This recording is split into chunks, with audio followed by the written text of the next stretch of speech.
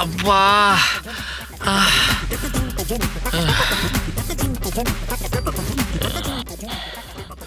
ஆட மறதிக்கு பிறந்த மண்டூகமே, குளிச்சிட்டோன்றதே மறந்து இன்னைக்கு மட்டும் 3 வாட்டி ட்ரெஸ்ஸை மாற்றிருக்கா. நீங்க குடிச்சது பத்தாதுன்னு என் தம்பியும் குடிக்க வச்சு அவனையும் பழக்கப்படுத்துறீங்களா? பரவாயில்ல, தம்பி ஊர்லேருந்து வந்திருக்கான்றது இப்போ ஞாபகம் வந்துருச்சு போல. யார் நான் அவனுக்கு எடுக்கிறேனா? அவன் நைட்டு பஸ் ஏறும்போதே வைன் ஷாப்பில் பிளாக்ல 2 உஷார் பண்ணிட்டு தான் வந்திருக்கான். என்னங்க சொல்றீங்க? அந்த பசங்க கூட சேர்ந்து ரொம்ப கெட்டு போயிட்டான். அதையே இப்போதான் கண்டுபிடிக்கிறியா? சரி வா தூங்குவோம். நில்லுங்க, குடிச்சிருக்கீங்களா? ஐயோ ஆரம்பிச்சிட்டாடா. மாம்சே, எப்பெல்லாம் எங்க அக்கா பழச மறக்கிறாளோ அவ தலையில ஓங்கி கொட்டினா பழசெல்லாம் ஞாபகம் வந்துருமாமா. அதே மாதிரி ஞாபகம் வச்சுக்கிறத கொட்டினா மறந்துடுவா.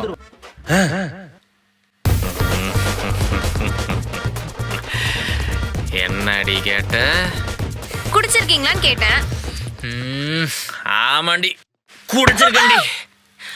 அப்பா எல்லாத்தையும் மறந்துடுப்பா, ஃப்ரெஷ்ஷாக ஸ்டார்ட் பண்ணலாம். என்ன மறந்துட்டியா? எப்படியும் ஃபேமிலி சீக்கிரட்டை கண்டுபிடிச்சேன் பாத்தியா? இப்ப எதுக்கு கொட்டினீங்க? அவன் அப்படிதானே சொன்னான்.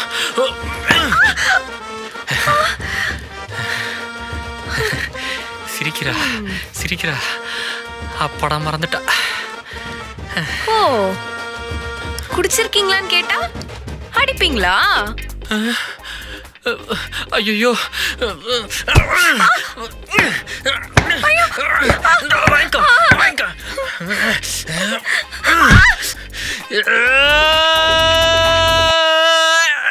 வாங்கடி.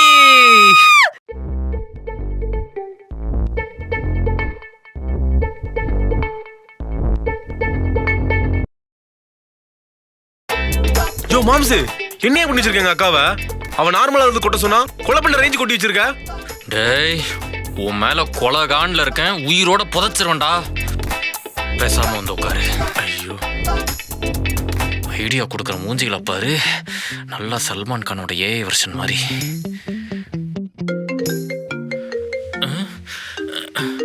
டாக்டர், ஹலோ சொல்லுங்க டாக்டர்.